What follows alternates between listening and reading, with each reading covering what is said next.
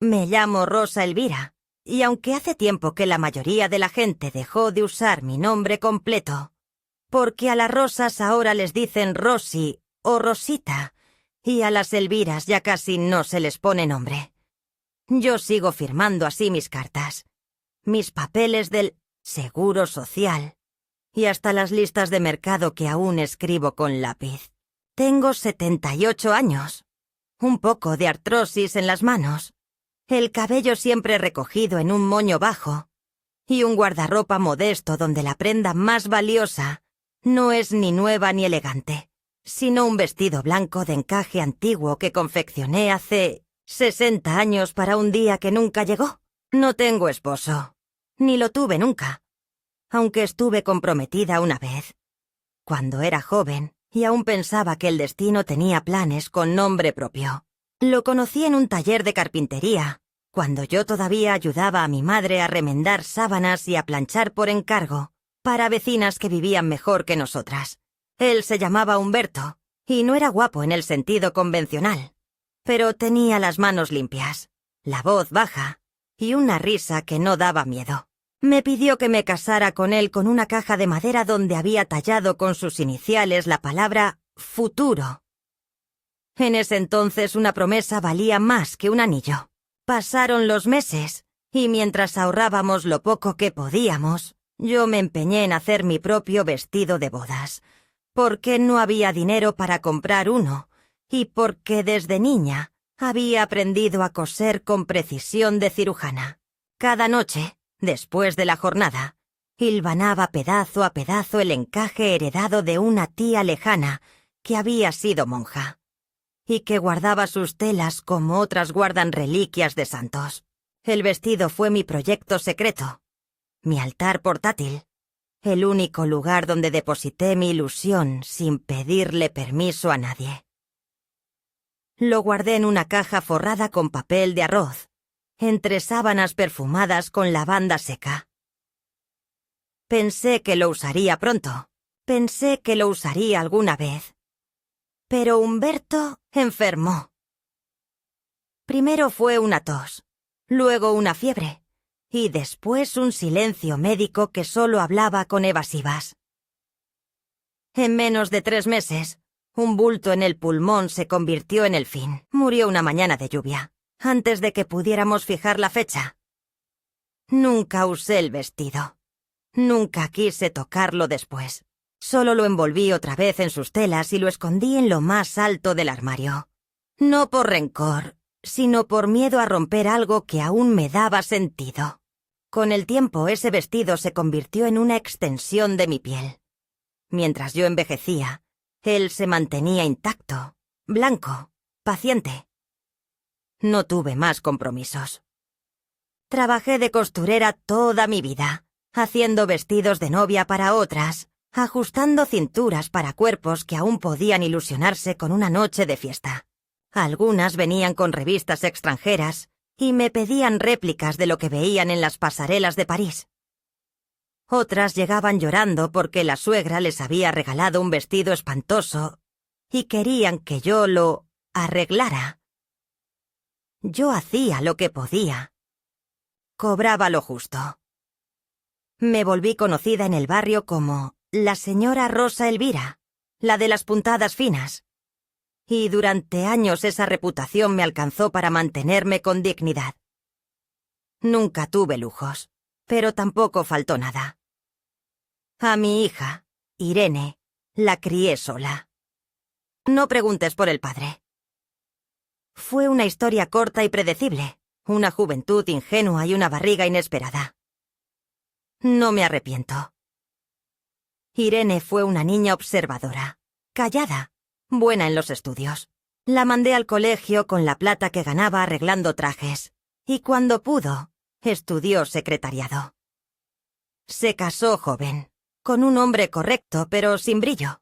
Tuvieron una sola hija, Sofía, mi única nieta, mi debilidad, la luz de esta última etapa de mi vida. Sofía solía venir todos los fines de semana cuando era pequeña. Jugábamos con botones, hacía que le enseñara a coser muñequitas de trapo. y me escuchaba leerle cuentos de viejas revistas que aún conservaba.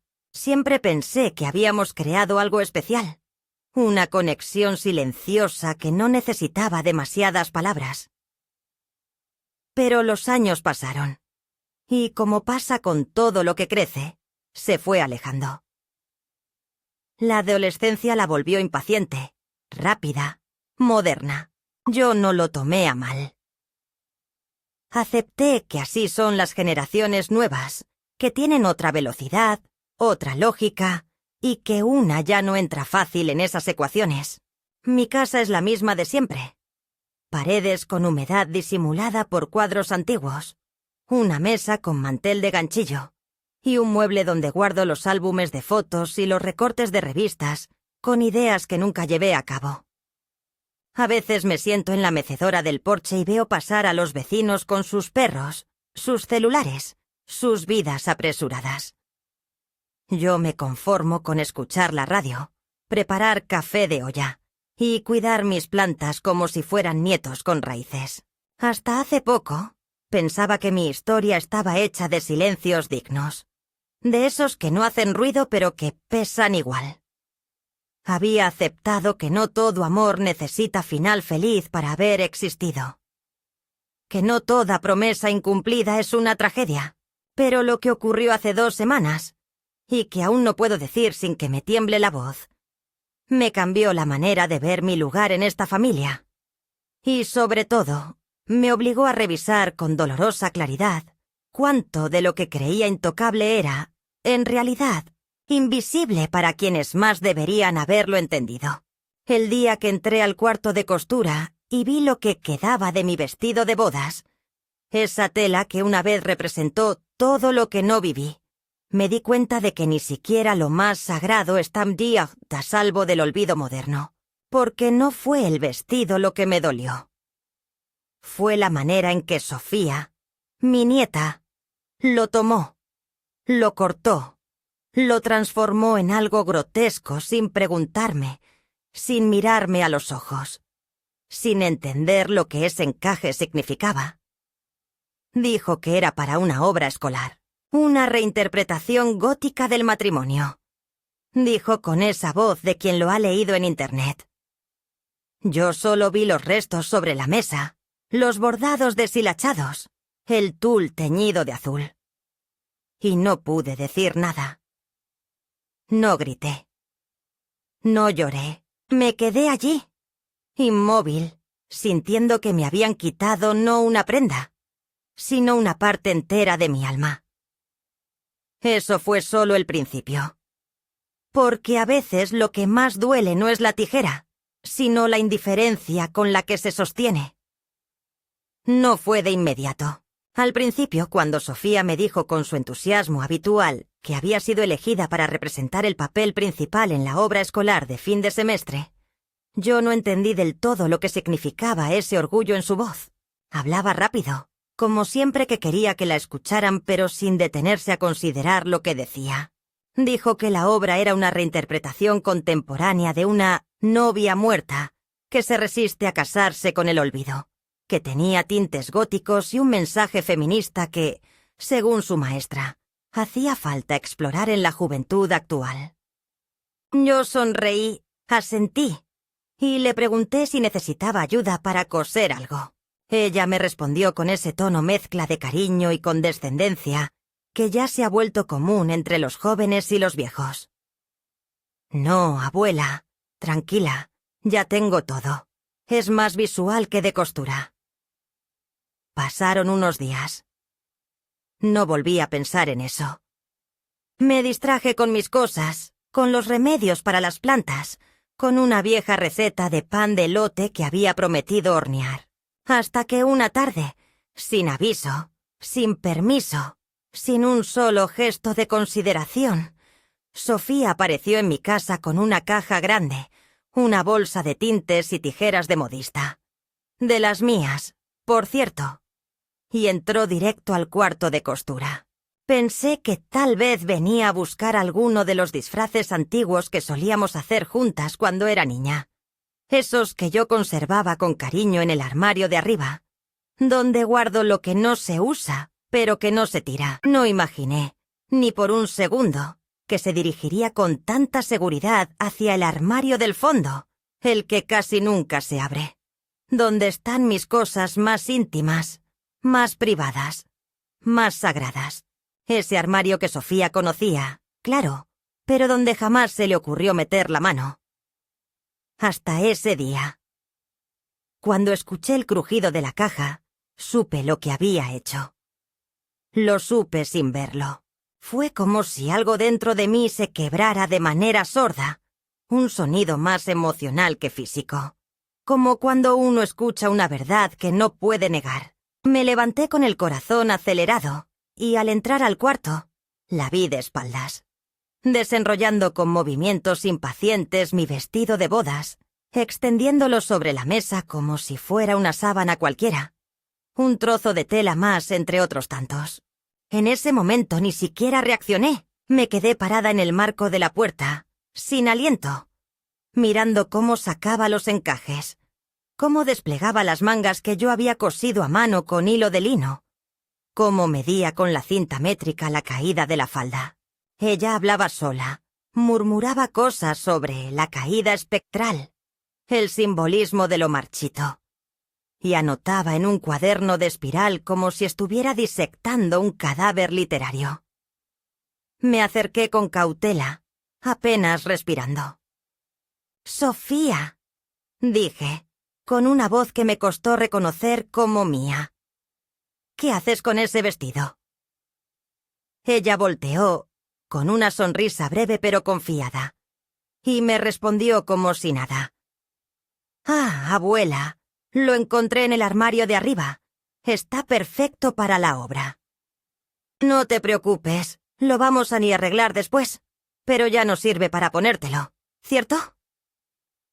No supe si fue la pregunta o el tono lo que me golpeó más fuerte. Me senté en la silla sin decir palabra, y la observé mientras sacaba un frasco de tinte azul oscuro, lo agitaba con decisión y lo vertía en un balde con agua caliente. Metió ahí una parte del vestido sin pensarlo, sin mirarme siquiera, como si yo no estuviera allí, como si yo no fuera parte de esa tela, de esa historia, de ese luto. Ella no lo sabía. Nunca le conté la historia completa de Humberto. Siempre pensé que algún día lo haría, que cuando fuera mayor, cuando entendiera el peso de las cosas que no se dicen, le hablaría de mi boda frustrada, de cómo pasé años durmiendo con una caja al lado de la cama como si fuera una promesa sellada en costura. Pensé que esperaría, que preguntaría, que tal vez un día con un café de por medio me diría: «Abuela, cuéntame quién fue tu amor». Pero no. Sofía había decidido que el vestido era útil para su arte escolar, que lo viejo no tenía valor, a menos que sirviera para ilustrar una metáfora moderna. Y esa falta de preguntas, esa urgencia por transformar lo que no comprendía, fue lo que más dolió. Quise gritar. Quise quitarle el vestido de las manos, meterlo otra vez en la caja y cerrarlo con llave. Pero no lo hice. No porque no pudiera, sino porque algo dentro de mí ya se había rendido. A veces el dolor es tan repentino que ni siquiera da lugar a la rabia. Solo una especie de estupor. Me limité a observar cómo recortaba parte del encaje, cómo despegaba las pequeñas perlas cosidas a mano, cómo doblaba la tela como si no estuviera deshaciendo años de silencio, de amor contenido, de espera. Más tarde, ya en la noche, cuando ella se fue con su nueva creación, envuelta en una bolsa plástica como si fuera una utilería más, me quedé sentada en el mismo sitio. El cuarto olía a tinte, a humedad, a final. Busqué entre los cajones un pañuelo para secarme los ojos, aunque no lloré. No como una vez lloraba. Mis lágrimas ahora no caen en torrentes, sino en pequeñas fugas que humedecen los recuerdos más que la piel. Me puse de pie lentamente y fui hasta el armario. Allí, donde antes estaba la caja, quedaban unos cuantos retazos sueltos, una cinta de seda pálida y una carta amarillenta que yo había escondido en el dobladillo del vestido, cosida con doble puntada para que nadie la encontrara. La saqué, la desdoblé. Era la última carta de Humberto, escrita con su caligrafía redonda, la noche antes de su muerte. En ella decía que si algo le pasaba, quería que yo siguiera adelante, que no me quedara vestida y esperando, que viviera incluso sin boda, sin altar, sin promesas. Pero yo no lo hice. Me quedé ahí, cosiendo recuerdos. El acto de Sofía no fue solo una imprudencia juvenil. Fue un espejo que me obligó a ver todo lo que yo había dejado de contar, todo lo que había dado por hecho, todo lo que creía que los otros sabían sin que yo tuviera que decirlo. Fue una forma cruel, aunque sin intención, de decirme que mis memorias no eran tan importantes como yo pensaba. Que ni siquiera mis reliquias podían considerarse intocables, y fue también el principio de una grieta, un temblor inicial. La sacudida que uno no espera, porque siempre creyó que el amor familiar era escudo suficiente. Pero las grietas, cuando se ignoran, se ensanchan. Y esa noche, mientras cerraba el armario vacío y me sentaba en la cama con la carta entre las manos, supe con la misma claridad que uno sabe cuándo llega el invierno que esto no iba a ser una simple anécdota. No iba a ser algo que se resolviera con una disculpa.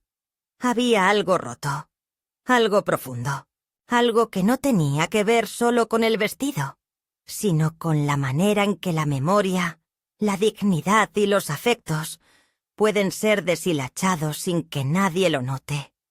Hasta que ya es tarde. No dormí esa noche. Me acosté temprano, sí, como de costumbre. Pero no pude cerrar los ojos con la misma resignación tranquila con la que suelo entregarme al sueño. Cada vez que intentaba dejar que el cuerpo descansara, la imagen del vestido desmembrado, partido en colores imposibles, me volvía a la cabeza con la nitidez de una herida abierta. Las costuras que alguna vez uní con amor ahora estaban abiertas por manos jóvenes e impacientes, manos que no sabían de duelo, ni de silencios guardados durante décadas. Me removí en la cama, tapándome hasta el cuello como si el frío viniera de dentro. Afuera, el viento agitaba las ramas del viejo laurel que planté cuando nació mi hija, y ese sonido irregular, casi quejumbroso, me acompañó toda la noche como un lamento que no podía ignorar. Al amanecer, me senté en la cocina, con mi taza de café entre las manos, como si el calor de la loza pudiera calentarme algo más que los dedos. Encendí la radio, pero no escuché nada. Las voces de los locutores se mezclaban con mis pensamientos, que daban vueltas sobre lo mismo una y otra vez. ¿Por qué no pidió permiso? ¿Cómo no entendió lo que significaba para mí? ¿En qué momento me volví tan prescindible que ya nadie considera necesario consultarme antes de profanar lo que más cuidé en mi vida? A media mañana, recibí una llamada de Irene. Su voz, como siempre, era práctica, apurada, casi mecánica. Me preguntó si Sofía había dejado su estuche de maquillaje en casa, que estaban saliendo para la escuela y no lo encontraban. Le dije que no lo había visto. No mencioné nada del vestido. No sabía cómo hacerlo sin que sonara a reproche, y no quería, todavía, abrir esa caja de resentimientos que comenzaba a formarse en mí. Irene, por su parte, no notó nada extraño en mi tono, o si lo notó, prefirió ignorarlo, como hacía últimamente con todo lo que tuviera que ver conmigo más allá de lo funcional. Se despidió rápido, con un «Gracias, ma, hablamos luego», que me dejó con un zumbido de vacío en el pecho. Salí a caminar. El cuerpo lo necesitaba y la mente más.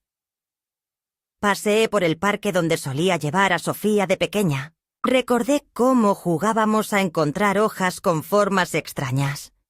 Cómo se reía cuando le decía que los árboles también susurraban si uno sabía escuchar.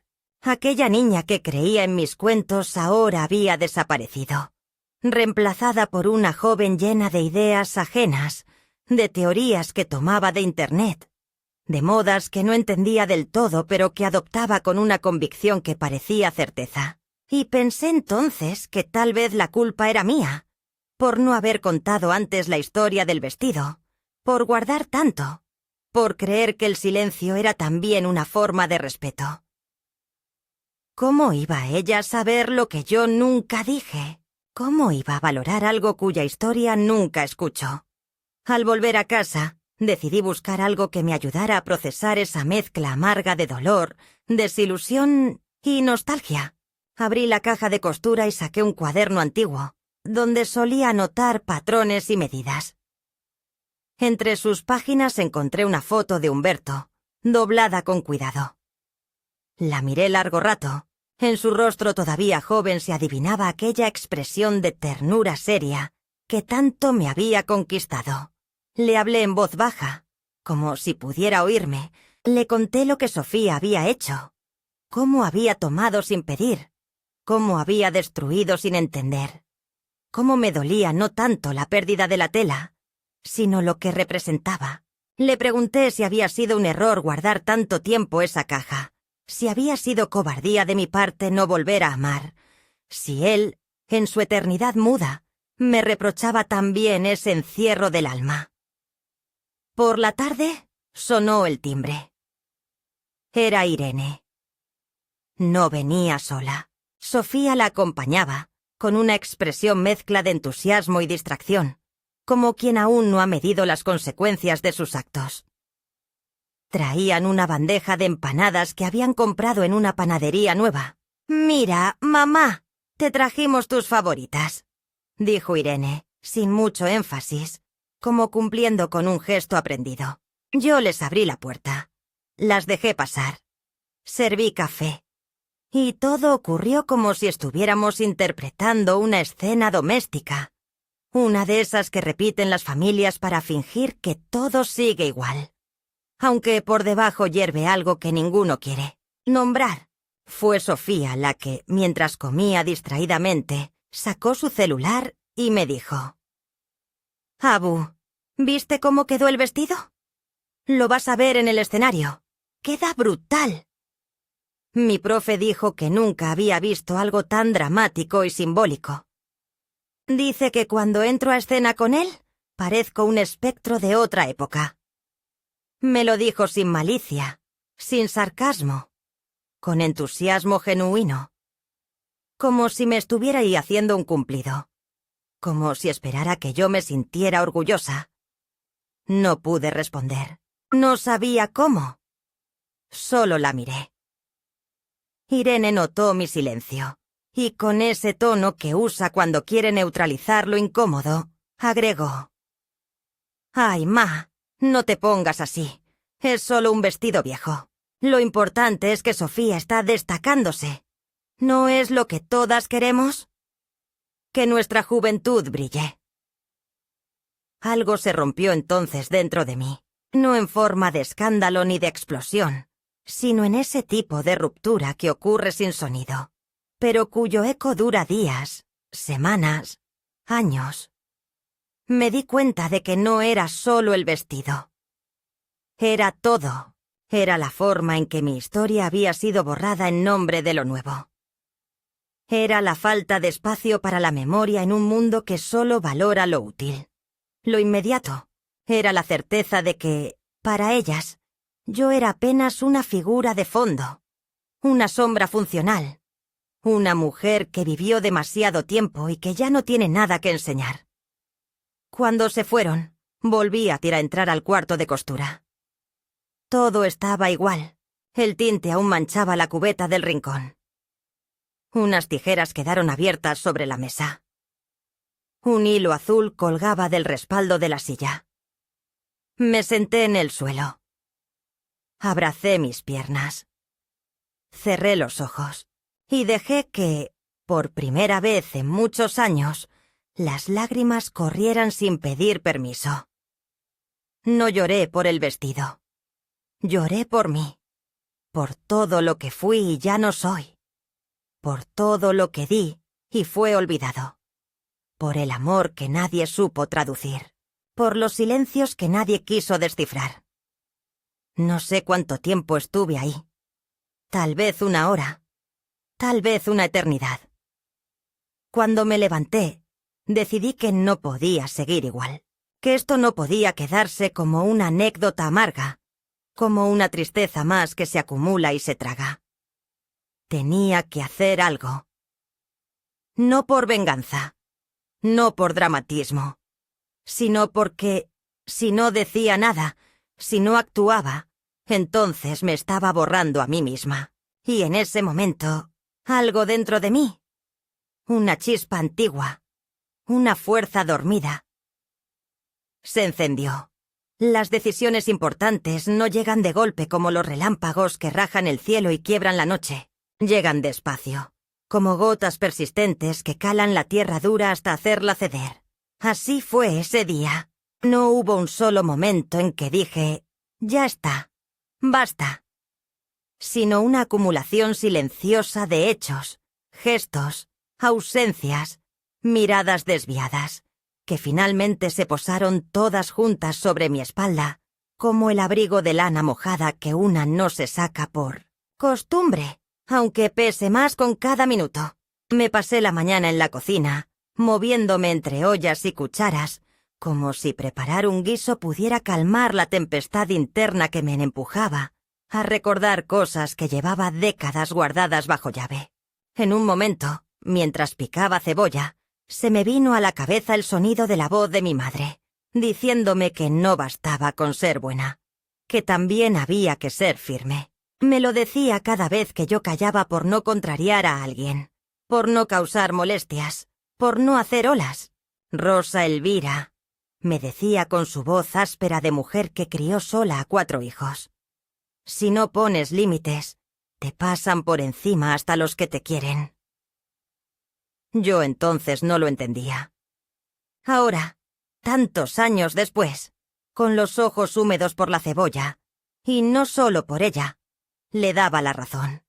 Esa misma tarde, después de almorzar en silencio, me senté frente a la antigua máquina de escribir que aún conservo, aunque ya nadie la usa.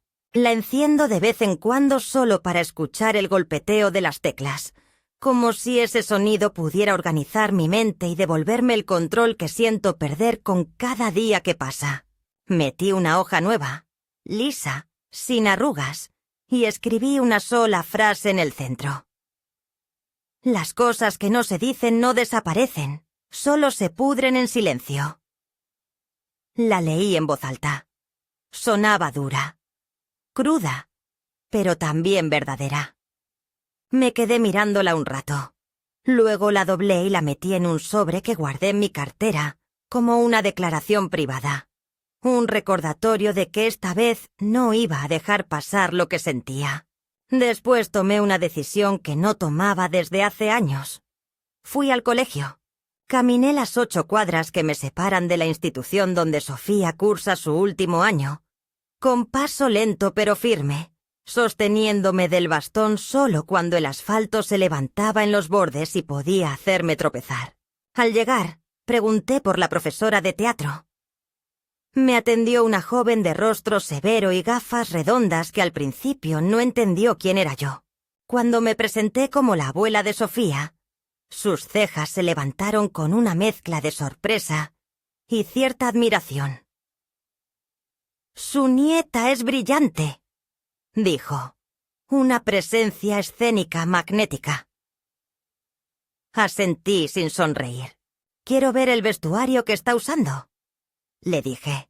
La profesora, sin sospechar nada, me llevó a la sala de utilería donde un perchero improvisado sostenía un conjunto de ropas coloridas, andrajosas, algunas nuevas, otras claramente recicladas. Allí estaba, en el centro, colgado con un gancho de plástico, mi vestido mutilado.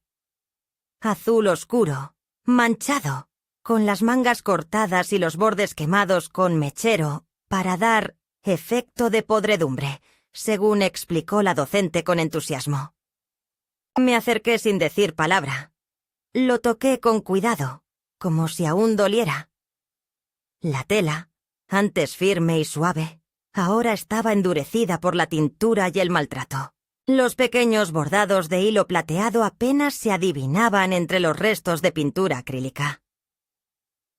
«Lo adaptaron muy bien», dijo la mujer, como si fuera un elogio. Le agradecí con una voz que me sorprendió por lo tranquila. Me retiré sin hacer escena. Esa noche no cené. Apagué todas las luces temprano y me senté en el porche a ver el cielo apagarse. Pensé en Humberto, en mi madre, en Irene, en Sofía, en mí.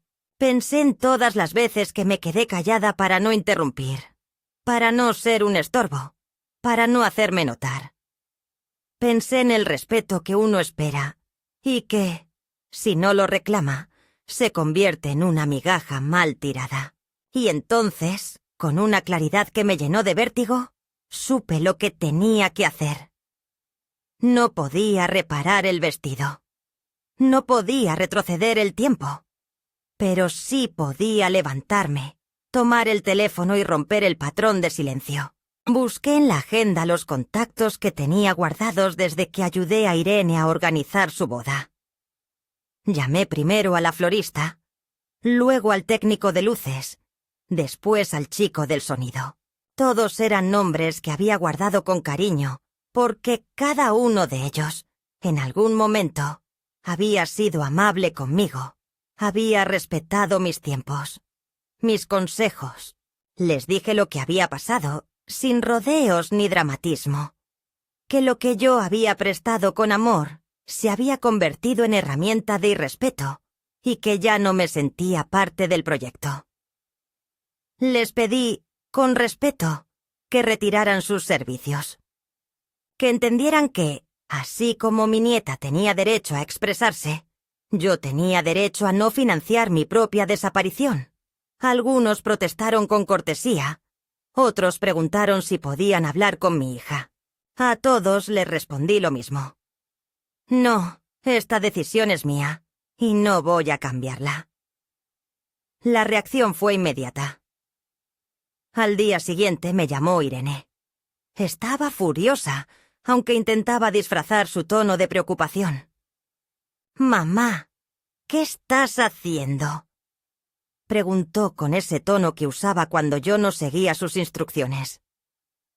Le expliqué, sin alterarme, lo que había visto, lo que había sentido, lo que había decidido.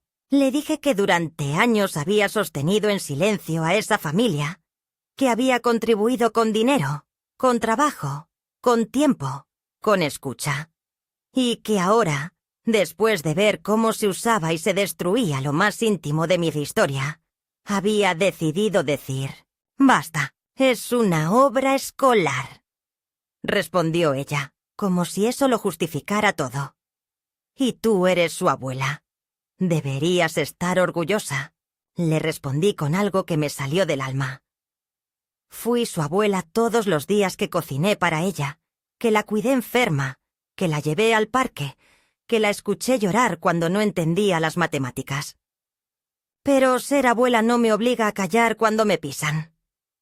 Ser abuela no significa ser invisible. Hubo silencio del otro lado. Irene colgó sin despedirse. No me sorprendió. Nunca ha sabido manejar la contradicción, el conflicto. Pero yo no la juzgo, solo la comprendo desde la distancia. Después de todo, también fue criada por una mujer que confundió amor con sacrificio perpetuo. Esa noche, Sofía me escribió un mensaje breve. «¿Por qué hiciste eso, abuela? Arruinaste todo». Lo leí varias veces. No le respondí. Guardé el celular en el cajón y me serví un té. Sabía que responder sería inútil. Las palabras en momentos así se convierten en flechas torcidas. Ya hablaríamos. ¿O no? Pero por primera vez en mucho tiempo me sentí tranquila. No feliz, no vengada, no redimida. solo tranquila, como si mi voz, al fin, hubiera dejado de oxidarse dentro del pecho. A la mañana siguiente, mientras regaba las plantas, escuché a 2 vecinas hablar sobre el revuelo en la escuela, que la obra había sido suspendida, que algunos proveedores se habían retirado, que la directora estaba indignada.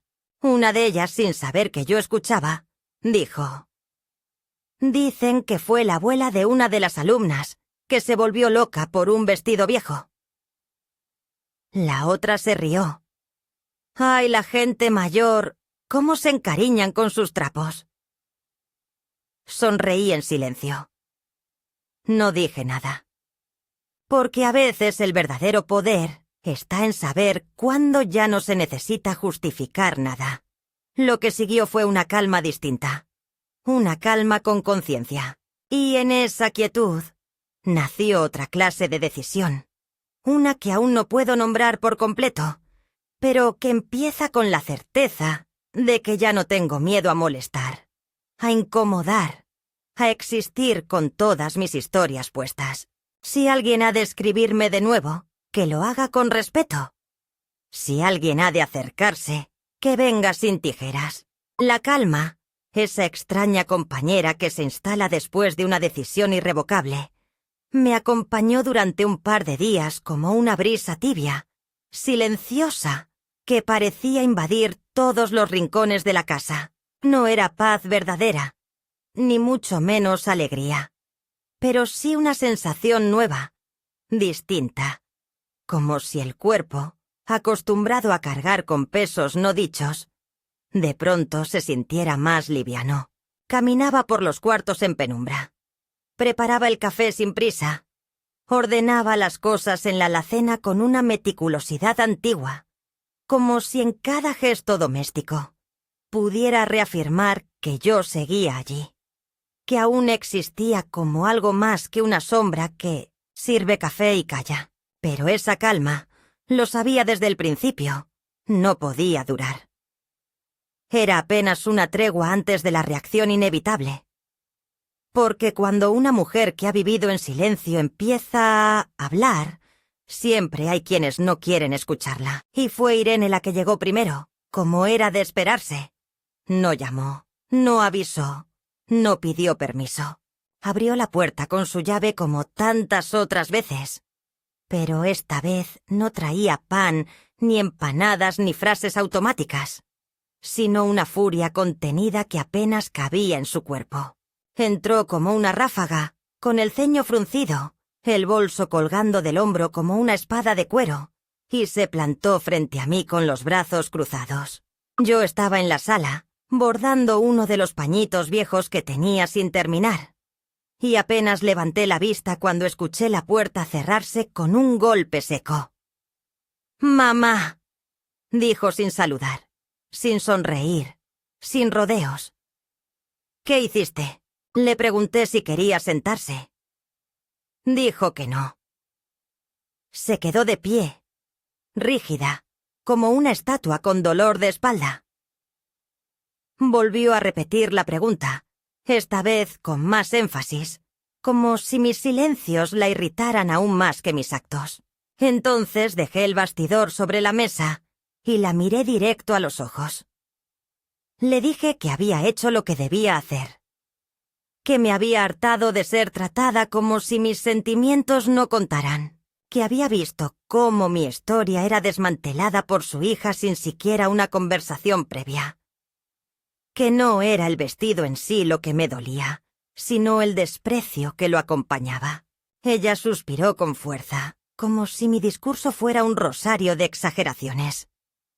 Me llamó melodramática, dijo que no podía creer que estuviera saboteando el proyecto de su nieta por un vestido viejo, que siempre había sido así, sentimental, rencorosa, que me ahogaba en mis propias emociones.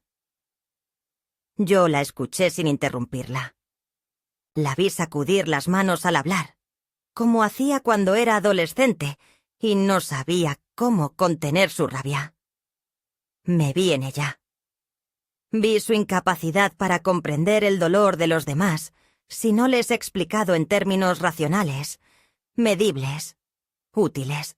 Y entonces, con una voz más serena que la suya, le pregunté cuándo fue la última vez que me preguntó cómo me sentía, no como madre o como abuela, sino como mujer, como persona, como ser humano con memoria, con heridas, con símbolos que importan.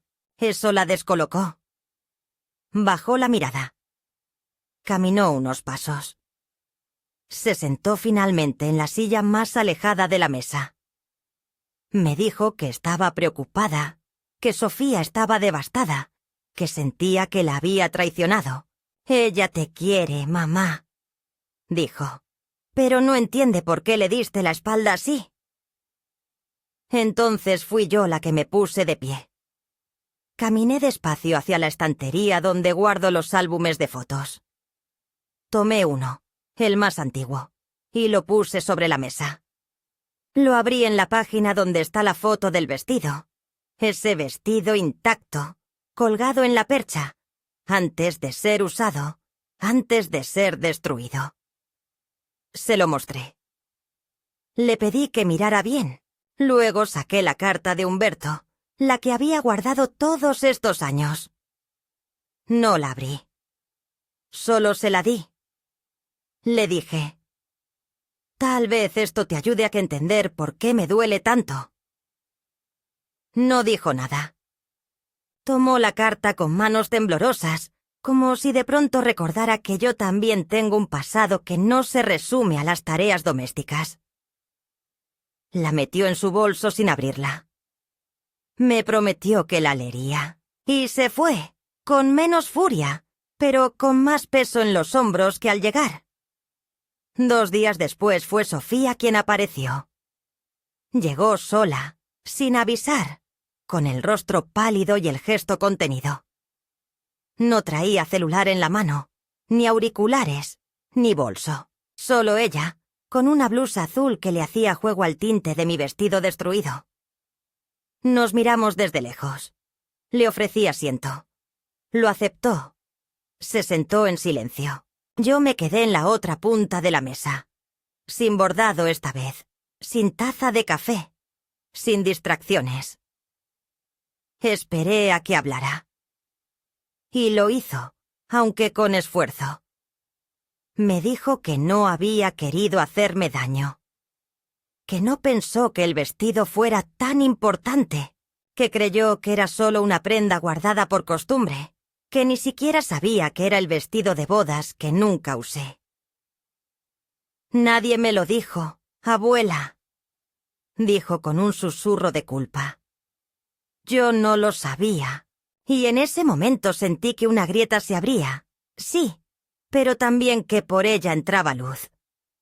Porque por primera vez alguien me decía que no sabía. Y al decirlo me estaba dando la oportunidad de contar, de nombrar, de reconstruir. Le hablé entonces de Humberto. Le conté todo.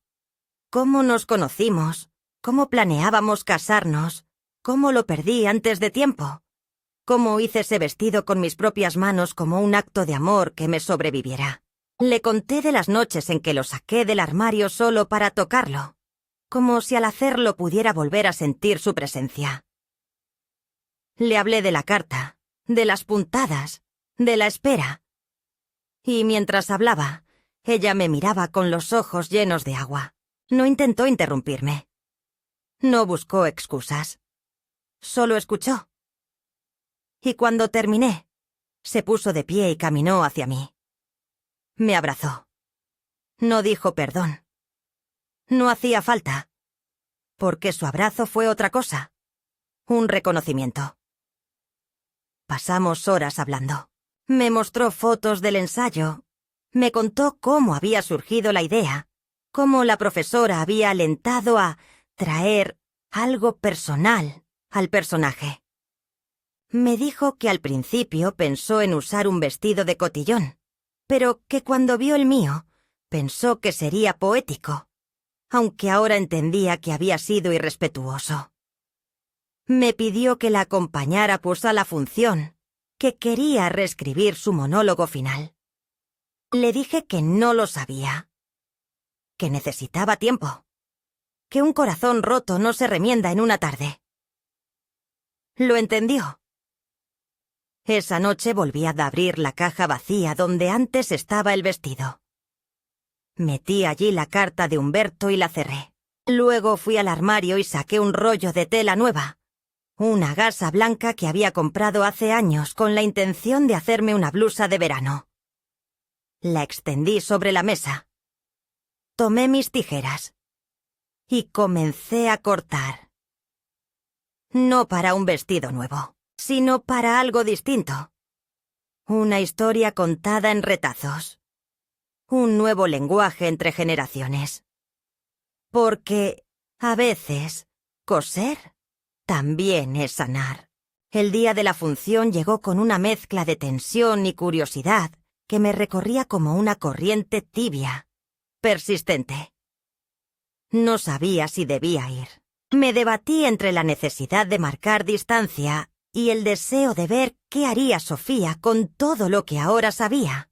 En los días que siguieron a nuestra conversación, ella no volvió a aparecer por la casa, pero sí envió una carta, escrita a mano, con su letra desordenada. Me hablaba no de teatro ni de disculpas, sino de historias. Me decía que nunca había escuchado a nadie hablar con tanto amor de alguien que ya no estaba, que el relato de Humberto le había dolido, pero también le había enseñado algo que en la escuela no se enseña, que las cosas tienen alma cuando las atraviesa la emoción. Me escribió que quería que fuera a la obra, no para verla a ella, sino para ver a ese vestido, o lo que quedaba de él, decir su última palabra desde otro lugar. Me pidió que, si decidía ir, me sentara en la fila 5, asiento central, donde ella pudiera verme cuando terminara el monólogo. No contesté la carta, pero la guardé, y esa noche, sin avisar a nadie, me vestí con una blusa que hice a partir de aquella tela blanca que corté el día del perdón. Era simple, sin adornos, pero tenía el cuello alto y mangas largas, como los vestidos de antes. Me até el cabello con una cinta gris.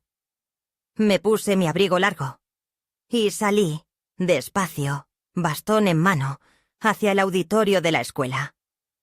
Al llegar, todo era ruido y movimiento. Padres entrando con flores, adolescentes corriendo detrás del telón, docentes gritando nombres con nerviosismo. Me acerqué a la entrada y una mujer joven me pidió el nombre. Rosa Elvira, dije. Ella asintió con una sonrisa profesional y me condujo hasta el asiento indicado. Fila 5, asiento central.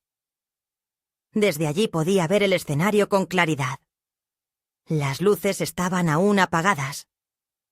La gente murmuraba, reía, comentaba sin cesar.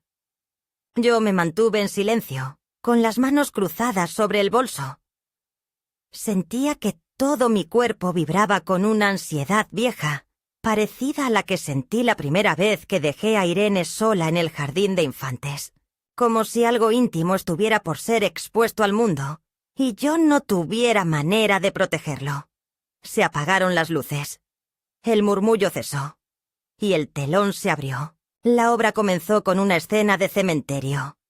Lápidas de cartón, niebla artificial, una música triste de fondo.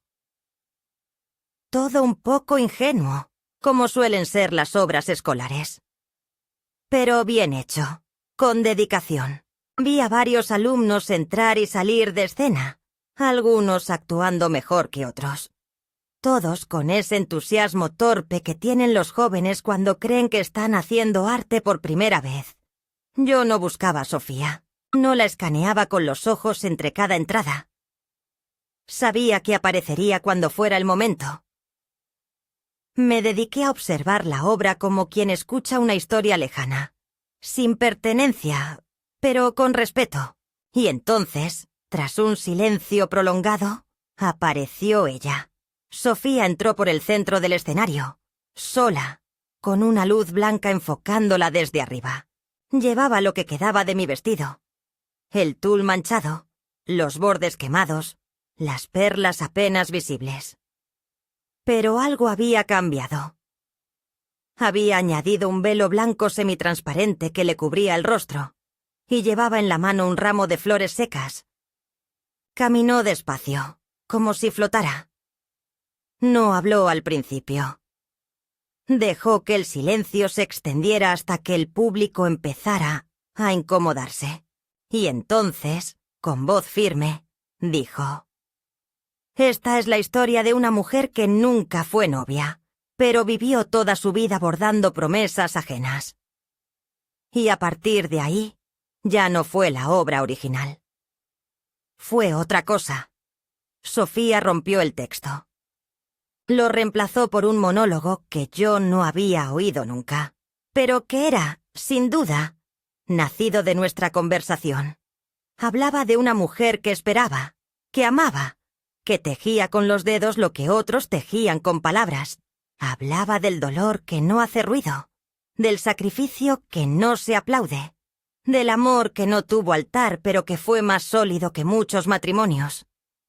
Nombró a Humberto. Dijo su nombre, en voz alta, en medio de ese escenario de cartón, y dijo también que el vestido que llevaba no era un disfraz, sino una herencia. Que era una promesa rota convertida en ofrenda. Que no lo usaba para adornarse, sino para pedir perdón. Y al final, levantó la vista. Me miró. Directo. Entre todos esos rostros en la oscuridad, me buscó a mí. Y cuando me encontró, bajó la cabeza en señal de respeto. No dijo gracias. No dijo perdón. No hacía falta.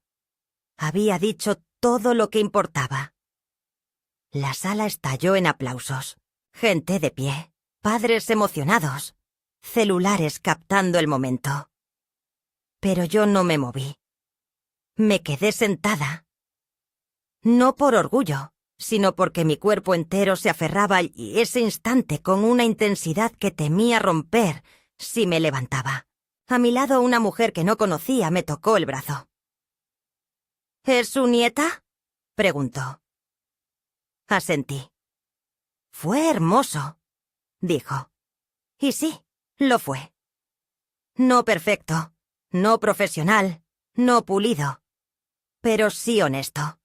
Y eso es más raro de encontrar que la perfección. Después de la función, no fui al saludo.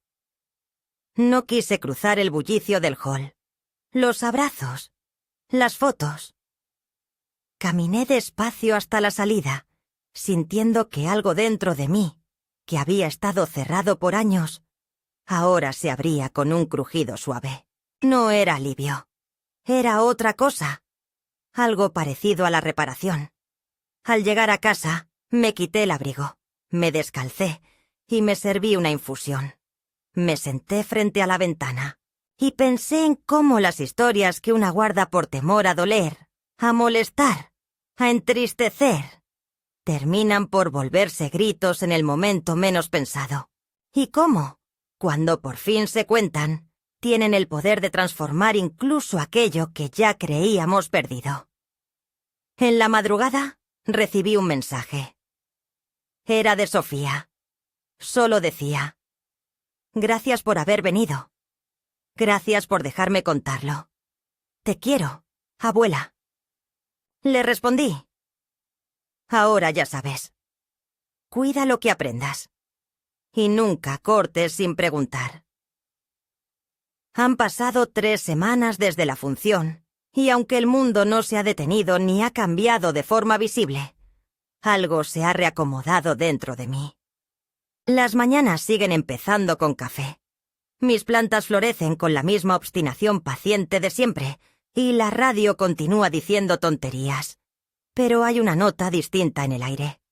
Una textura nueva en los días que me hace caminar más despacio, pero con otra clase de firmeza. He vuelto a coser, aunque ya no vestidos. He comenzado a confeccionar pequeñas piezas de tela con historias bordadas.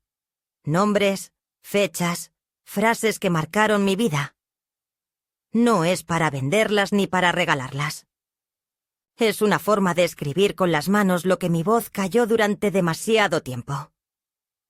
En cada puntada hay una confesión. En cada hilo, un recuerdo rescatado de ese rincón donde lo solemos guardar todo para después. Sofía viene los domingos, no como antes, cuando aparecía sin realmente estar, sino con una presencia nueva, más atenta, menos apurada. Se sienta conmigo en la cocina, se sirve su propio café y me pregunta cosas que antes no le interesaban. ¿Cómo era el barrio cuando yo era joven? ¿Qué significaba coser sin máquina? ¿Por qué elegí quedarme sola? Le contesto con honestidad, sin dramatismo, pero sin suavizar los bordes. Ella escucha y anota. Dice que quiere escribir una obra inspirada en mujeres que no tuvieron voz, pero sí memoria. Yo no sé si eso llegará a hacerse, pero verla pensar en esas cosas, escucharla decir, ¿tengo que hablar con la abuela antes de escribir esta parte? Ya me basta. Hay algo reconfortante en saber que uno deja una huella no por imposición, sino por resonancia. Irene, en cambio, sigue siendo más distante. No hemos discutido más sobre el vestido ni sobre la función. Cuando nos vemos, se mantiene en ese tono cordial que algunas personas adoptan cuando prefieren no remover lo que les duele admitir. Me ha preguntado si necesito algo, si he cobrado la pensión, si el gas está en orden. Le agradezco. Le digo que estoy bien. No miento. Estoy mejor que en años. Aunque no lo sepa, aunque no lo entienda del todo, algo en nuestra relación también ha cambiado. Ella ahora sabe que no puede decidir por mí sin consecuencias, que su madre tiene una voz que no siempre es amable, pero que es suya, y que, cuando se hace oír, no tiembla. Un día Sofía me trajo una caja. Era rectangular, de cartón grueso, envuelta en papel opaco, sin moños. Me la dio sin ceremonia. ¿Para ti?, dijo. Al abrirla encontré dentro lo que quedaba del vestido original, cuidadosamente doblado, con los restos del tul, los encajes que no usaron, y en un sobre pequeño, cosido a mano, las perlas sueltas. Junto a eso, una nota. Lo siento. No puedo devolverlo como era, pero sí puedo reconocer que te pertenecía. Esto es tuyo, no como prenda, sino como historia. Gracias por compartirla conmigo. Te prometo no usar nada más sin saber primero su peso. No lloré, solo guardé la caja en el armario donde estuvo antes. Esta vez, no como un relicario del dolor, sino como una pieza cerrada de un capítulo que ya no necesita venganza ni explicación. Hace 2 días fui invitada a dar una pequeña charla en la biblioteca municipal, donde durante años fui solo visitante silenciosa. Alguien, no sé quién, recomendó que hablaran conmigo para una actividad con mujeres mayores. Me senté frente a unas 20 caras arrugadas, cansadas, pero vivas. Y hablé de lo que significa guardar un vestido durante 60 años, de lo que pasa cuando nadie pregunta por su historia, y de lo que ocurre cuando finalmente alguien lo hace. Algunas mujeres lloraron, otras rieron con tristeza. Una me tomó la mano al final y me dijo: «Gracias, pensé que solo yo tenía cosas sin contar». Y entendí entonces que no era la única, que hay muchas, en silencio, esperando que alguien les diga: «Cuéntame qué cosías cuando nadie miraba». No busco que me hagan homenajes. No quiero que me llamen valiente. He llegado a una edad en la que el reconocimiento ajeno es menos urgente que la coherencia interna. Solo quería que mi historia no fuera desechada como un trapo viejo. Que el amor que viví, aunque breve, aunque sin ceremonia, fuera validado, que mi nieta supiera que detrás del tul roto había una mujer completa, no una figura decorativa. Y eso, creo, lo he conseguido. Esta noche, mientras escribo esto con la radio de fondo y el ruido de la ciudad apagado por la distancia, siento algo parecido a la paz. No la paz de quien no tiene heridas, sino la de quien ha decidido dejar de fingir que no sangra. Mi historia ya no necesita esconderse en una caja. Ahora vive en la mirada de Sofía, en sus palabras, en sus silencios más conscientes. Vive en esa blusa blanca que me hice, en las telas que ahora bordo sin prisa, en la certeza de que ninguna mujer que ha amado, esperado, perdido y cosido merece ser llamada invisible. He cerrado este capítulo. No con dolor, no con resignación, sino con verdad. Y la verdad, cuando se borda con hilo firme, no se descose nunca más.